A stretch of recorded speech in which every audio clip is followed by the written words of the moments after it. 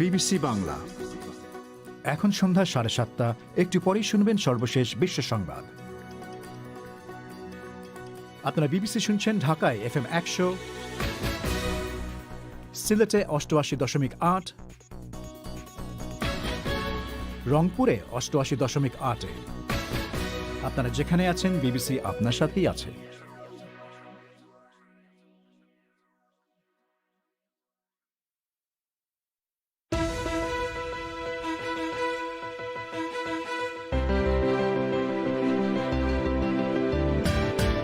BBC বাংলার প্রবাহে আজকে প্রধান খবর। ভারতে পুলিশের প্রতিরোধ ভেঙে রাজধানী দিল্লির ভেতরে ঢুকে পড়েছেন বিক্ষোভকারী কৃষকরা। সহিংসতায় একজন নিহত। বাংলাদেশের নোয়াখালীতে ক্ষমতাসীন দলের দুই গোষ্ঠীর নেতাদের প্রকাশ্য বিবাদ এখন জাতীয় রাজনীতির আলোচ্য বিষয়। কিন্তু কেন্দ্রীয় নেতারা কি বলছেন? দলের শৃঙ্খলাতে একটা বড় বিষয়। আমরা চেষ্টা করছি, তারপরেও সে কথা বলেই যাচ্ছে। আলোচনা হয়েছে এবং আমরা অভ্যন্তরীণভাবে চেষ্টা করছি এগুলোকে সীমিত করার জন্য, এগুলোকে নিয়ন্ত্রণে আনার জন্য। আর যুক্তরাজ্য থেকে বিমানে সিলেটে আসা 28 জনের শরীরে করোনা ভাইরাস পাওয়া যাবার পর আজ তাদের একটি হাসপাতালে নেওয়া হয়েছে। আর উখিয়ায় রোহিঙ্গা ক্যাম্পে গুলিবিদ্ধ হয়ে নিহত একজন। এসব নিয়েই আজ সন্ধ্যের প্রবাহ।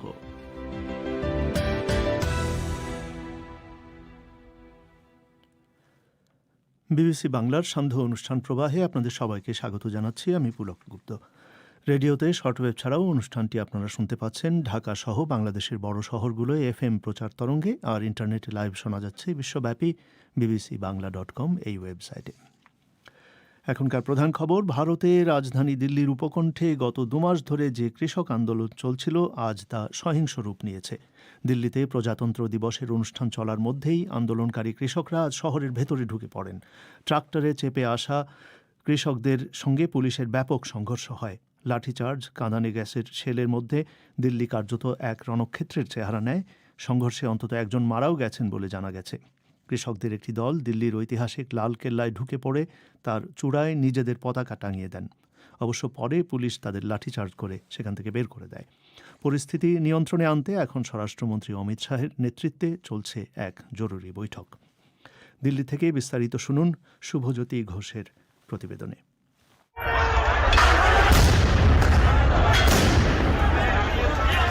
ভারতের রাজধানী দিল্লির প্রাণকেন্দ্র আইটিও আজ দেশের প্রজাতন্ত্র দিবসে দুপুর 12টা নাগাদ রীতিমতো যুদ্ধক্ষেত্রের চেহারা নেয়। দিল্লির সীমানার ঠিক বাইরে সিংঘু বা টিকরি বর্ডারে অবস্থান নিয়ে যে কৃষকরা গত 2 মাস ধরে আন্দোলন চালাচ্ছিলেন, তারাই এদিন সকালে শত শত ট্রাক্টর নিয়ে ঢুকে পড়েন দিল্লির ভেতরে। আইটিওতে দিল্লি পুলিশের সদর দপ্তরের সামনে তাদের ওপর মুহুর্মুহু কাঁদানে গ্যাসের শেল ছোড়া হতে থাকে। বিশাল বাহিনী তাদের ওপর শুরু করে লাঠিচার্জ। এর আগে আন্দোলনরত কৃষকদের সঙ্গে পুলিশের রফা হয়েছিল। বেলা 12টায় প্রজাতন্ত্র দিবসের সব আনুষ্ঠানিকতা শেষ হলে তারপরই কেবল কৃষকরা দিল্লির আউটার রিং রোডে ট্রাক্টর নিয়ে তাদের কিষান র্যালির অনুমতি পাবেন।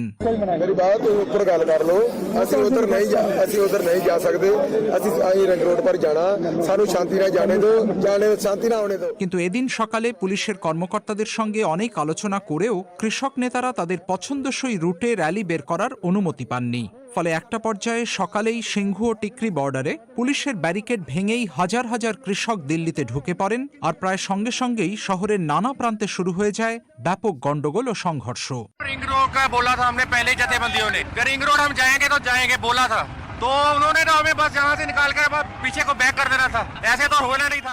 তরণ থেকে আসা ট্রাক্টর চালক সতবীর সিং এর কথায়, রিং রোডে আমাদের যেতে না দিলে গন্ডগোল তো হবেই, আর এত বড় জমায়েতকে আমরা নিয়ন্ত্রণই বা করব কিভাবে? পুলিশ গতরাতে বলেছিল কুন্ডলি বর্ডার খুলে দিয়ে আমাদের দিল্লি ঢুকতে দেবে, কিন্তু দেয়নি বলে আমরা নিজেরাই খুলে ঢুকে পড়েছি। रात इन्होंने बोला कि हम कुंडली बॉर्डर को खोलेंगे, किसी ने नहीं खोला, खुद खोल कर आए हैं। ये क्या बात हुई है? এদিকে এরই মধ্যে দিল্লির আইটিওতে একজন কৃষক নিহত হন। তিনি পুলিশের গুলিতে মারা গেছেন এমন খবর ছড়িয়ে পড়লে পরিস্থিতি আরও অগ্নিগর্ভ হয়ে ওঠে।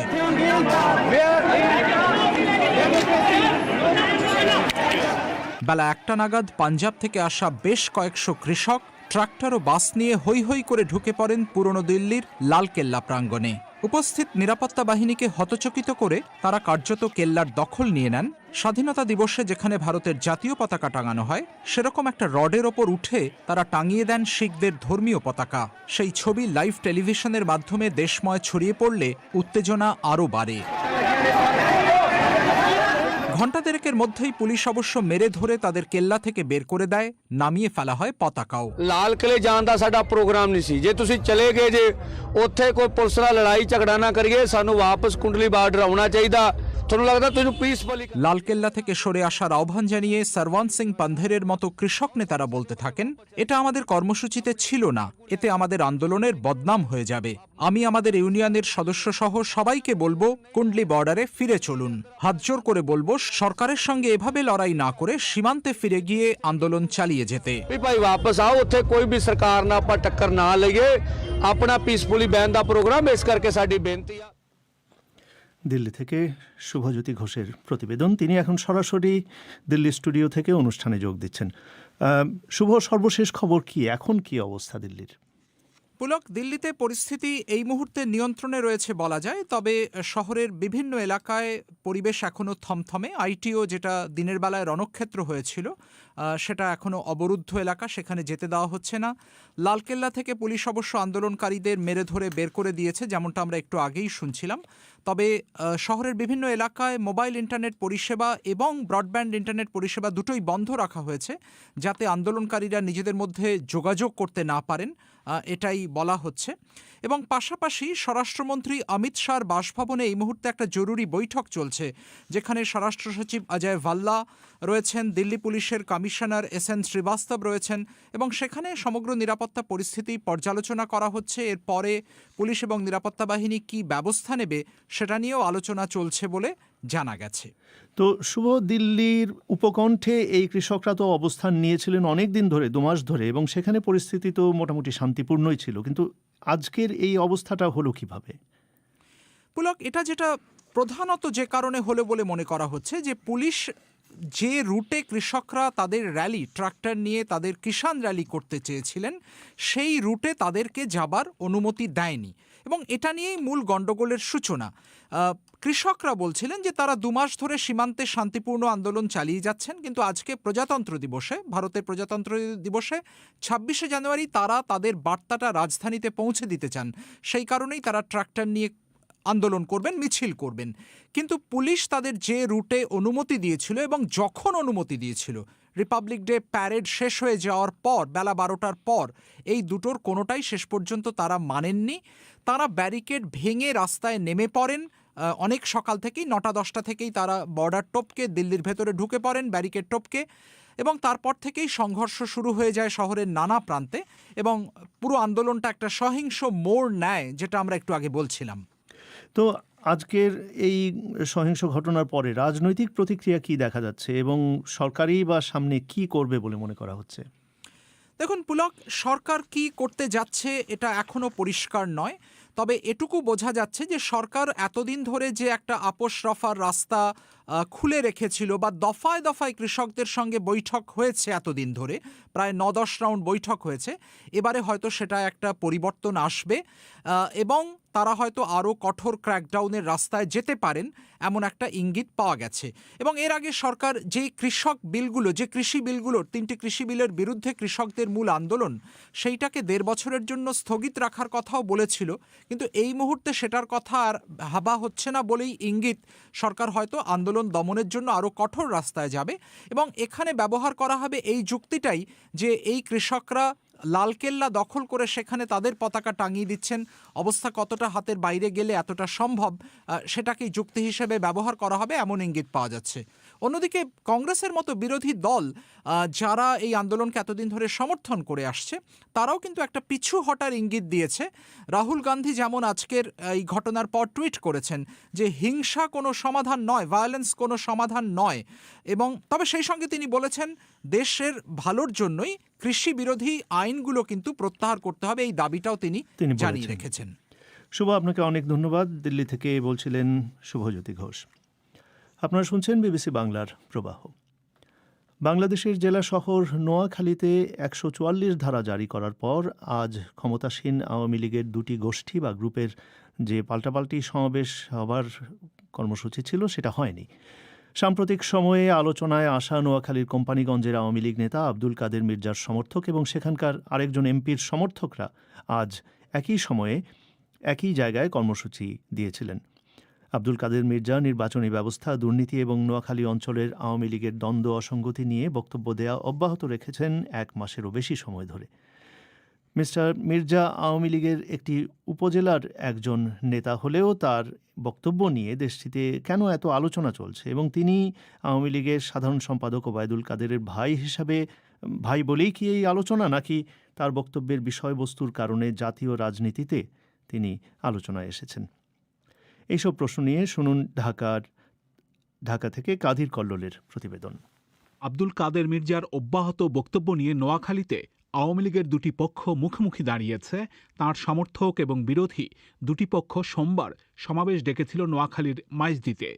জেলা প্রশাসন 144 ধারা জারি করার পর সেখানে কোনো পক্ষই আর কর্মসূচি পালন করেনি। মিস্টার মির্জা কর্মসূচি পালন করতে না পারার জন্য দলের অন্য অংশকে দায়ী করেন। তিনি বলেন, নোয়াখালী জেলায় আওয়ামী লীগের অনেকের অপরাজনীতির বিরুদ্ধে তিনি তার বক্তব্য দিয়ে যাবেন। এটা অনিয়মের বিরুদ্ধে দ্বন্দ্ব, অপরাজনীতির বিরুদ্ধে দ্বন্দ্ব, আভ্যন্তরীণ দ্বন্দ্ব কিচ্ছু নেই।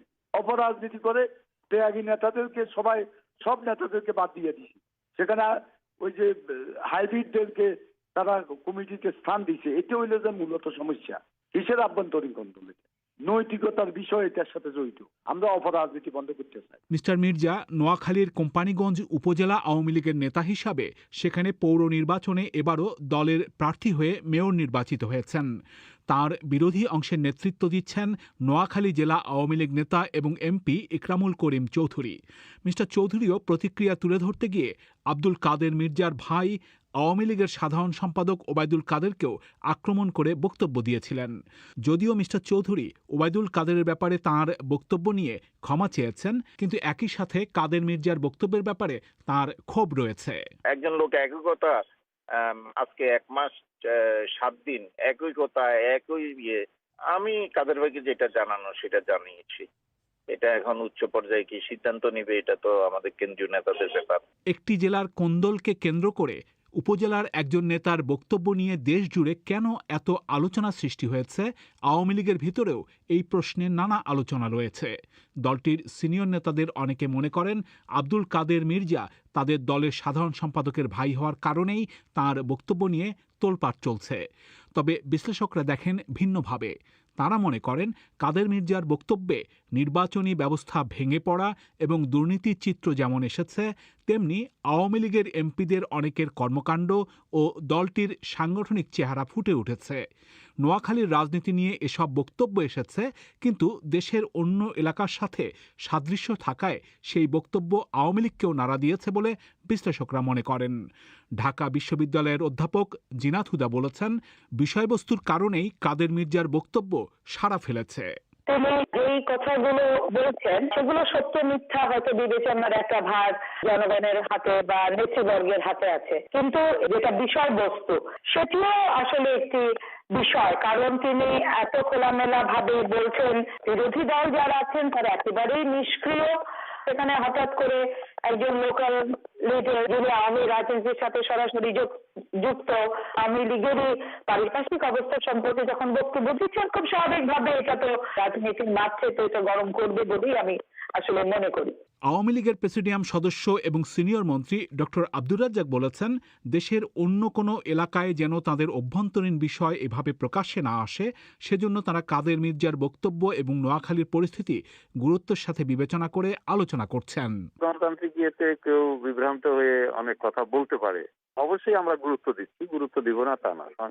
দলের শৃঙ্খলা তো একটা বড় বিষয়, যে কোনো লেভেলেই সব জায়গায় গুরুত্বপূর্ণ একটা বিষয় শৃঙ্খলাটা থাকা। কোথায় এটা ভাঙলে এটা অন্য জায়গায় ওইটা পুনরাবৃত্তি হবে। আমরা চেষ্টা করছি, তারপরেও সে কথা বলেই যাচ্ছে। আলোচনা হয়েছে এবং আমরা অভ্যন্তরীণভাবে চেষ্টা করছি এগুলোকে সীমিত করার জন্য, এগুলোকে নিয়ন্ত্রণে আনার জন্য। যদিও আওয়ামী লীগ নেতারা কাদের মির্জার বক্তব্য থামানোর চেষ্টা করার কথা বলছেন, কিন্তু মিস্টার মির্জা বলেছেন তিনি 1 মাসেরও বেশি সময় ধরে নানা অসঙ্গতি নিয়ে যে বক্তব্য দিচ্ছেন সেই বক্তব্য তিনি অব্যাহত রাখবেন। ঢাকা থেকে কাদির কল্লোল। যুক্তরাজ্য থেকে 5 দিন আগে বিমানে বাংলাদেশের সিলেট শহরে আসা যে 157 জন যাত্রী, তার মধ্যে 28 জনের শরীরে করোনা ভাইরাস পাওয়া যাবার এক ঘটনা ঘটেছিল। তাদেরকে আজ হাসপাতালে নেওয়া হয়েছে। তাদের পরীক্ষা করে দেখতে ঢাকা থেকে বিশেষজ্ঞদের একটি দল সিলেটে গিয়েছেন। কর্মকর্তারা বলছেন যে সম্প্রতি যুক্তরাজ্যে করোনা ভাইরাসের যে নতুন এবং অত্যন্ত সংক্রামক একটি ধরন শনাক্ত হয়েছে, এই যাত্রীদের মধ্যে কেউ সেটিতে সংক্রমিত হয়েছেন কিনা তাও পরীক্ষা করে দেখবেন IEDCR এর কর্মকর্তা বিশেষজ্ঞরা। বিস্তারিত জানতে আমি কথা বলেছিলাম ঢাকায় সহকর্মী সাইদুল ইসলামের সাথে। পুলক, প্রথমে আপনাকে জানিয়ে রাখি যে গত 21শে জানুয়ারি যুক্তরাজ্য থেকে সিলেটে সরাসরি আসা একটি 28 জনের শরীরে কোভিড-19 পজিটিভ শনাক্ত হয়। এখন তারা সবাই কোয়ারেন্টিনে রয়েছেন। আমি সিলেটের সিভিল সার্জন ডাক্তার প্রেমানন্দ মণ্ডলের সঙ্গে কথা বলে জানতে পেরেছি যে ঢাকার IEDCR থেকে একটি বিশেষজ্ঞদের দল আজ সিলেটে পৌঁছেছে এবং তারা বেশ কয়েকদিন সেখানে থাকবেন এবং এই 28 জনের শরীরে যে ভাইরাসটি পাওয়া গেছে সেটি কোন ধরনের ভাইরাস, যুক্তরাজ্যে নতুন শনাক্ত হওয়া ভাইরাসের সঙ্গে এটির কোনো মিল আছে কিনা বা সেটি রয়েছে কিনা, এসব বিষয় তারা পরীক্ষা নিরীক্ষা করে দেখবেন এবং এই পুরো সময়টি তাদেরকে পর্যবেক্ষণে এবং কোয়ারেন্টিনে রাখা হবে। কিন্তু বাংলাদেশে তো অন্যান্য আন্তর্জাতিক বিমানবন্দরে যেরকম ঢাকা, চট্টগ্রাম, সেখানে তো নিশ্চয়ই গত কিছুদিনে যুক্তরাজ্য থেকে কিছু না কিছু যাত্রী বাংলাদেশে গিয়েছেন। তাদের আর কারো মধ্যে ভাইরাস পজিটিভ পাওয়া গিয়েছে কিনা? পুলক, যুক্তরাজ্য থেকে যে যাত্রীরা আসেন তাদের বড় একটি অংশ যান সিলেটে। সিলেটের কর্মকর্তারা আমাকে জানিয়েছেন 4 জানুয়ারি থেকে এ পর্যন্ত 544 জন যাত্রী সিলেটে এসেছেন যুক্তরাজ্য থেকে। তাদের মধ্যে এই একটি ফ্লাইটই 28 জনের শরীরে করোনা ভাইরাস পজিটিভ শনাক্ত হয়েছে, আর আরেকজন যাত্রীর শরীরে এর আগে পজিটিভ পাওয়া যায়, আর কারো ভিতরে তারা রোগটি পাননি। আর অন্য যে বিমানবন্দরের কথা আপনি বলছিলেন, সেখানেও যুক্তরাজ্য থেকে যারা আসছেন তাদেরকে করোনা ভাইরাস পরীক্ষা করা হচ্ছে। তবে যুক্তরাজ্য থেকে সরাসরি ফ্লাইট আসলে ঢাকা এবং সিলেট এই দুটি শহরই এসে থাকে, ফলে এই দুটি জায়গাতেই আসলে সবচেয়ে বেশি গুরুত্বের সঙ্গে পরীক্ষা করে দেখা হচ্ছে। তো এই যে যাদের এখন করোনা ভাইরাস পজিটিভ বলে ধরা পড়লো, তাদেরকে কিভাবে এই কোয়ারেন্টিনে রাখা হবে আগামী কিছুদিন, এবং কিভাবে তাদের পর্যবেক্ষণে রাখা হবে, কিভাবে তাদের সঙ্গে অন্য কারোর সংস্পর্শ হয়েছে কিনা, এবং তাহলে তাদের যে কন্ট্যাক্ট ট্রেসিং সেগুলিই বা কিভাবে তাহলে করা হবে, কিভাবে তাদের পর্যবেক্ষণে রাখা হচ্ছে? আপনি জানেন যে বাংলাদেশের সরকার বেশ কিছুদিন আগে সিদ্ধান্ত নিয়েছে যে বিদেশ থেকে যে যাত্রীরা আসবেন তাদের বাংলাদেশে প্রবেশের ক্ষেত্রে করোনা ভাইরাস নেগেটিভ সার্টিফিকেট থাকতে হবে। তবে যুক্তরাজ্যের যাত্রীদের ক্ষেত্রে সরকার সিদ্ধান্ত নিয়েছে যে তাদের নেগেটিভ সার্টিফিকেট থাকার পরও বাংলাদেশে আসার পর তাদের বাধ্যতামূলক অন্তত 4 দিন কোয়ারেন্টিনে থেকে করোনা ভাইরাস পরীক্ষার জন্য নমুনা দিতে হবে এবং সেই নমুনায় যদি তারা নেগেটিভ শনাক্ত হন তখনই তারা তাদের বাড়িতে যাওয়ার অনুমতি পাবেন। কিন্তু যদি পজিটিভ হন তাহলে তাদেরকে করোনা ভাইরাস নেগেটিভ না হওয়া পর্যন্ত পুরো সময়টি সরকারি তত্ত্বাবধানে পুলিশের পাহারায় তাদেরকে কোয়ারেন্টিনে থাকতে হবে। এবং সিলেটে সেখানে বেশ কয়েকটি হোটেল নির্ধারণ করে দেওয়া হয়েছে যে বিদেশ থেকে আসা যাত্রীরা এসব হোটেলে থাকেন। যুক্তরাজ্য থেকে আসা যে 29 জন যাত্রী কোভিড-19 পজিটিভ তাদেরকে হোটেল থেকে সেখানকার একটি হাসপাতালে নিয়ে যাওয়া হয়েছে এবং তারা পুরোপুরি আরোগ্য না হওয়া পর্যন্ত সেই হাসপাতালেই থাকবেন। স্বাস্থ্য কর্মকর্তারা এবং পুলিশের তত্ত্বাবধানে তারা সেখানে থাকবেন। এর মধ্যে বেশ কয়েকবার তাদের পরীক্ষা নিরীক্ষা করা হবে। আর তাদের কন্ট্যাক্ট ট্রেসিং এর বিষয়ে স্বাস্থ্য কর্মকর্তারা আমাকে বলছেন যে বিদেশ থেকে আসা যাত্রীদের বর্তমান নিয়ম অনুসারে যেহেতু 4-5 দিন হোটেলে রাখার পর তাদের কোভিড-19 পরীক্ষাটি করা হচ্ছে, অতএব তারা যদি আক্রান্ত হয়ে থাকেন তাহলে এই সময়ের মধ্যেই সেটি বুঝতে পারার কথা। ফলে তাদের পুনরায় নতুন করে কন্ট্যাক্ট ট্রেসিং করার কোনো দরকার তারা মনে করছেন না। যেমন এই 29 জন যাত্রী তারা যে বিমানে ছিলেন সেখানে যে যাত্রীদের সঙ্গে মিশেছেন, যেহেতু তারাও স্বাস্থ্য কর্মকর্তাদের তত্ত্বাবধানে কোয়ারেন্টাইন থেকে কোভিড-19 পরীক্ষা করার পর বাড়িতে যাওয়ার অনুমতি পেয়েছেন, তাই তারা তাদেরকে আর টেস্ট করার কোনো প্রয়োজনীয়তা বোধ করছেন না এবং তারা বলছেন যে এত বিপুল সংখ্যায় কন্ট্যাক্ট ট্রেসিং করা বা পরীক্ষা করা আসলে এটি তাদের সামর্থ্যের বাইরে, ফলে সেই চেষ্টায় তারা আর যাচ্ছেন না। কিন্তু তারা আশা করছেন যে যে যাত্রীরা আসছে তারা যেভাবে পরীক্ষা নিরীক্ষা করছেন, যদি কারো করোনা ভাইরাস থেকে থাকে তাহলে সেটি তাদের এই পরীক্ষায় ধরা পড়বে। ঢাকায় সাইদুল ইসলামের সঙ্গে কথা বলছিলাম আমি। আপনারা শুনছেন বিবিসি বাংলার সন্ধ্যের অধিবেশন প্রবাহ। বাংলাদেশের উখিয়ায় রোহিঙ্গা শরণার্থী ক্যাম্পে সোমবার দিবাগত রাতে 2 গ্রুপের সংঘর্ষের সময় গুলিবিদ্ধ হয়ে একজন নিহত হয়েছে। এ নিয়ে একটি প্রতিবেদন শুনতে পাবেন আমাদের রাতের অধিবেশন পরিক্রমায়, বাংলাদেশ সময় রাত 10:30টায়। এবারে আজকের সংক্ষিপ্ত বিশ্ব সংবাদ মাসুদ হাসান খানের কাছে। কোভিড টিকার সরবরাহ নিয়ে অব্যাহত বিতর্কের মধ্যে জার্মানির স্বাস্থ্যমন্ত্রী ইউরোপীয় ইউনিয়ন থেকে বাইরে টিকা পাঠানোর ওপর বিধিনিষেধ আরোপের আহ্বান জানিয়েছেন। জার্মান স্বাস্থ্যমন্ত্রী বলেন, ইউরোপেরই প্রথম টিকা পাওয়ার অধিকার, তিনি সে কথা বলছেন না, কিন্তু তিনি ইউরোপের ন্যায্য শেয়ার চাইছেন। তবে ইউরোপীয় ইউনিয়নের স্বাস্থ্য বিষয়ক কমিশনার এর জবাবে হুঁশিয়ারি দিয়ে বলেছেন, যেসব টিকা বাইরে পাঠানোর প্রতিশ্রুতি দেওয়া হয়েছে সেগুলো অবশ্যই সরবরাহ করতে হবে। বিশ্বের ধনী দেশগুলোর টিকা জাতীয়তাবাদের নিন্দা করেছেন দক্ষিণ আফ্রিকার প্রেসিডেন্ট সিরিল রামাফোসা।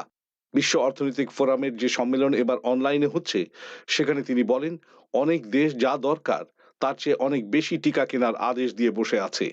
কোনো দেশের নাম উল্লেখ না করে তিনি চাহিদার অতিরিক্ত টিকা ছেড়ে দেওয়ার আহ্বান জানান, যাতে অন্যান্য দেশ এ থেকে উপকৃত হতে পারে। গত সপ্তাহে বিশ্ব স্বাস্থ্য সংস্থা বলেছিল, টিকা পাওয়ার ক্ষেত্রে যে ধরনের বৈষম্য দেখা যাচ্ছে তা এখন এক বিপর্যয়কর নৈতিক ব্যর্থতায় পরিণত হচ্ছে। যুক্তরাষ্ট্রের সেনেটে রিপাবলিকান দলের নেতা মিচ ম্যাকনেল সরকারের কিছু বিল তার দলের আটকে দেওয়ার অধিকারের যে নিশ্চয়তা চেয়েছিলেন তা প্রত্যাহার করে নিয়েছেন। সেনেট কিভাবে পরিচালিত হবে তা নিয়ে মিস্টার ম্যাকনেলের এই আলটিমেটাম প্রেসিডেন্ট জো বাইডেনের নতুন আইন প্রণয়নের পরিকল্পনা নিয়ে অনিশ্চয়তা তৈরি করেছিল।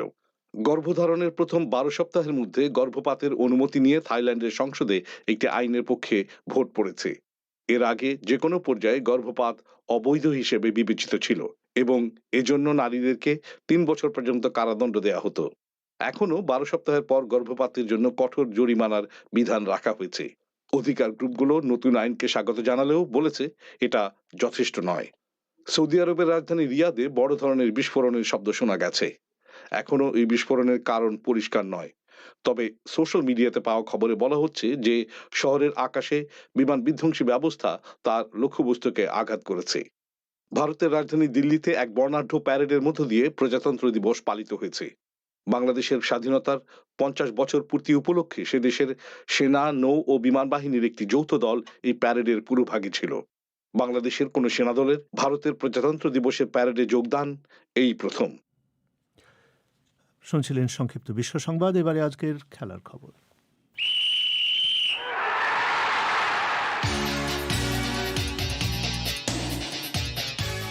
খেলার খবর পড়ছি রায়হান মাসুদ।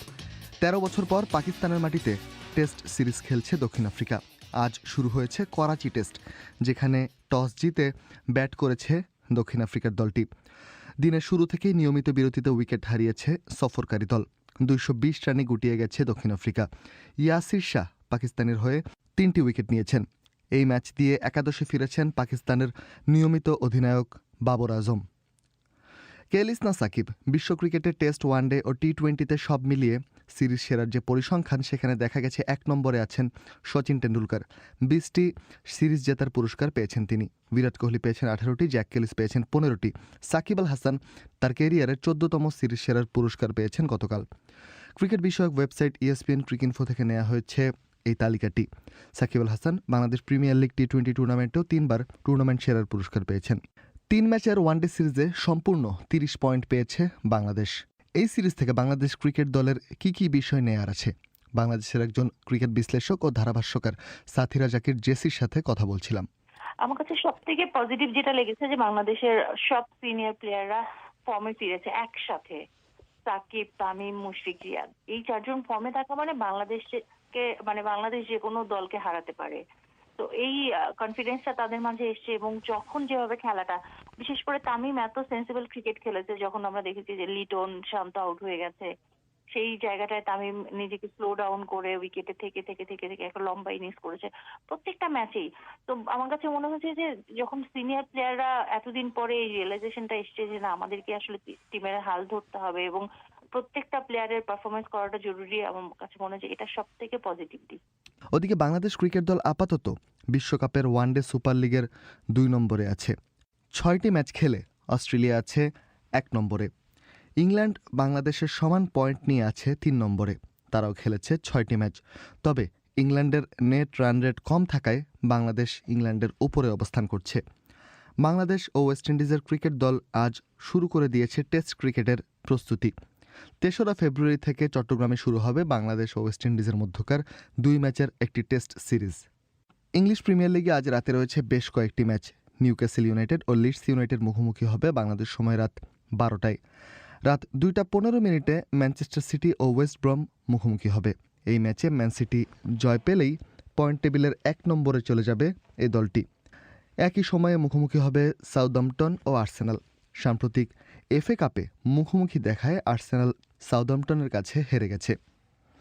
ওদিকে T10 খেলতে দুবাই গিয়েছেন বাংলাদেশের আফিফ হোসেন ও মেহেদী হাসান। আবুধাবিতে অনুষ্ঠেয় এই নতুন টুর্নামেন্টে বাংলাদেশের বেশ কয়েকজন ক্রিকেটার ডাক পেয়েছেন। নিজেদের সামাজিক যোগাযোগ মাধ্যমে জানান দিয়েছেন তারা। আরব আমিরাতে 28 জানুয়ারি থেকে শুরু হবে এই খেলা। আপনারা শুনছেন বিবিসি বাংলার প্রবাহ। আপনি কি শর্টওয়েভ রেডিওতে বিবিসির ইংরেজি অনুষ্ঠান শোনেন? অনুষ্ঠান কি পরিষ্কার শুনতে পান? যদি না পান তাহলে সমস্যাটা একটু বুঝিয়ে বলবেন। এখানে কি অন্য একটি স্টেশনে অনুষ্ঠান চলে আসছিল, নাকি যান্ত্রিক কোনো গোলযোগের শব্দ শোনা যাচ্ছিল? আপনি কোন এলাকা থেকে শুনছেন, কয়টার সময় এবং শর্টওয়েভের কোন তরঙ্গে শুনছিলেন? এসব জানিয়ে আমাদের কাছে এই ঠিকানায় লিখুন worldservice.letters@bbc.co.uk। আবার বলছি, শর্টওয়েভে বিবিসির ইংরেজি অনুষ্ঠান শুনতে কোনো অসুবিধা হলে বিস্তারিত জানিয়ে এই ঠিকানায় লিখুন worldservice.letters@bbc.co.uk। আপনারা শুনছেন বিবিসি বাংলার প্রবাহ। এবারে সামাজিক মাধ্যমের খবর। ধন্যবাদ পুলক। সামাজিক যোগাযোগ মাধ্যমে আজকের আলোচিত খবরগুলোর আপডেট নিয়ে হাজির হয়েছি আমি ফয়সাল তিতুমির, এবং আমার সঙ্গে আছেন আমি আফরোজা নীলা। তিতুমির, এই মুহূর্তে কিন্তু সোশ্যাল মিডিয়ায় আলোচনার কেন্দ্রে ভারতের চলমান কৃষক বিক্ষোভের খবর। বিশেষ করে আজ দেশটির প্রজাতন্ত্র দিবসে পুলিশের বাধা ঠেলে হাজারো কৃষকের দিল্লিতে ঢুকে পড়া ও ঐতিহাসিক লালকেল্লায় পতাকা উড়ানোর খবরটি বাংলাদেশেও নজর কেড়েছে। বিবিসি বাংলার ফেসবুক পাতায় এ নিয়ে আছে নানান খবর ও ভিডিও। সেখানে এমডি ফোরকান লিখেছেন, কৃষকদের উপহার এইরকম জুলুম, যে কোনো দেশ হোক না কেন এটা অন্যায়। কৃষকেরা মাথার ঘাম পায়ে ফেলে খাদ্য যোগান দেয়, আর সেই কৃষকরাই অবহেলার পাত্র হয় দেশে দেশে, সেটা ইন্ডিয়া হোক অথবা বাংলাদেশ। মুক্তার হোসেন লিখেছেন, দেশের জনগণ দাবি আদায়ের জন্য আন্দোলন, সেটার অধিকার সংবিধান দেয়, কিন্তু আন্দোলন নামে অতিরিক্ত বাড়াবাড়ি এটা কিন্তু ঠিক নয়। আবার সরকারের উচিত নয় জনগণের মতের বাইরে গিয়ে কোনো আইন করার। পঙ্কজ কুমার মাহাতো লিখেছেন, কৃষকদের কোনোভাবেই যেন আঘাত না করা হয়। আকাশ পাণ্ডের মন্তব্য, 26শে জানুয়ারি এসব প্রোটেস্ট না করলেই পারত, প্রজাতন্ত্র দিবসের দিনেও প্রোটেস্ট বের হয় এই প্রথম দেখলাম। আর নজরুল হক লিখেছেন, অন্নদাতা কৃষকের জয় হোক। এদিকে করোনা ভাইরাসের ভ্যাকসিন নিয়ে যথারীতি আলোচনা আজও চলমান। নানান প্রশ্ন ও সংশয় দেখা যাচ্ছে সামাজিক মাধ্যম জুড়ে। সেসবের উত্তর নিয়ে আজ একটা লাইভ অনুষ্ঠান হয়েছে বিবিসি বাংলার ফেসবুক ও ইউটিউবে, যা আপনারা শুনতে পাবেন রাতের পরিক্রমায়। এছাড়া নীলা কোভিড-19-এর মোট 5টি ভ্যাকসিনের মধ্যে একটা তুলনা করে দেখিয়েছে বিবিসি। সেখানেও কিন্তু নানান মন্তব্য লক্ষ্য করা যাচ্ছে। যেরকম হাবিবুর রহমান লিখেছেন, অক্সফোর্ড থেকে ফাইজারের কার্যক্ষমতা বেশি, তাহলে ফাইজার না এনে অক্সফোর্ড কেন? মতিউর রহমান লিখেছেন, মান এবং সংরক্ষণের দিক থেকে প্রায় ভালো মানের অক্সফোর্ডের টিকাটাই ভালো।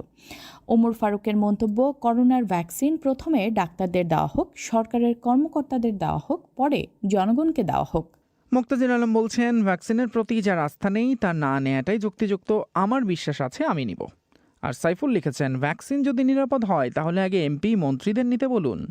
এদিকে অটো পাস নয়, 2021 সালের এসএসসি ও সমমান এবং এইচএসসি ও সমমানের পরীক্ষা সংক্ষিপ্ত সিলেবাসেই অনুষ্ঠিত হবে বলে জানিয়েছেন শিক্ষামন্ত্রী। এই খবরটি বিভিন্ন গণমাধ্যমে আসার পরেই তার সামাজিক মাধ্যমেও আলোচনায় উঠে এসেছে।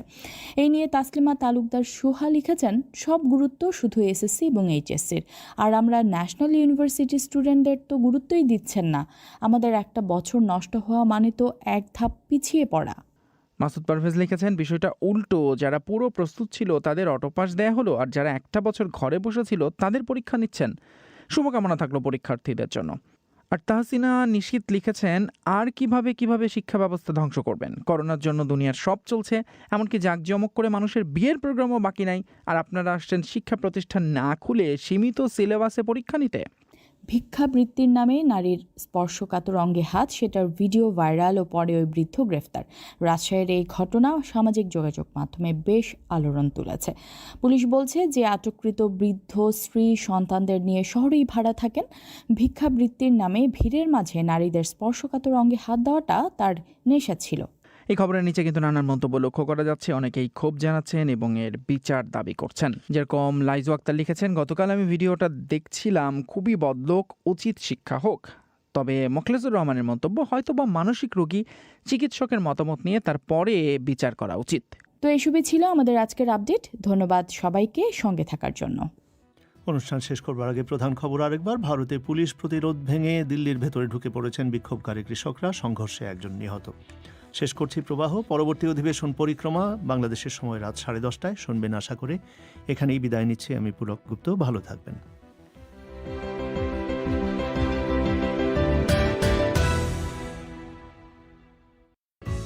There are no programs on this channel at present.